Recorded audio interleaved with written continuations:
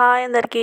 ఈరోజు మనమైతే ఎంతో టేస్టీగా ఉండే హెల్దీ గారెలు ఏ విధంగా తయారు చేసుకోవాలో చూద్దాము. ఇవైతే ఈవినింగ్ పిల్లలకి చేసి ఇచ్చామంటే చాలా ఇష్టంగా తింటారు మరియు హెల్దీ కూడా.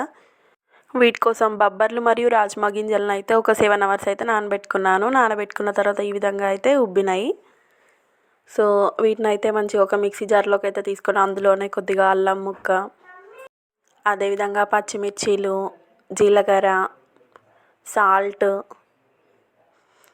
అలాగే కొత్తిమీరను కూడా వేసుకొని వీటినైతే మంచిగా మెత్తటి పేస్ట్ లాగా అయితే గ్రైండ్ చేసుకోండి. మరీ మెత్తగా కాకుండా కొంచెం బరకగా ఉంటేనే మనకు టేస్ట్ కూడా చాలా బాగుంటుంది.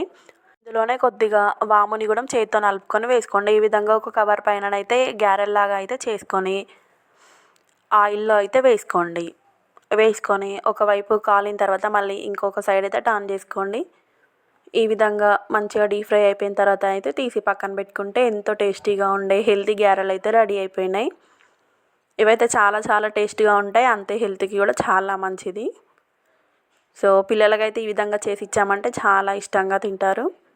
టేస్ట్ అయితే చాలా చాలా బాగుంటాయి. ఖచ్చితంగా ఒకసారి అయితే ట్రై చేయండి.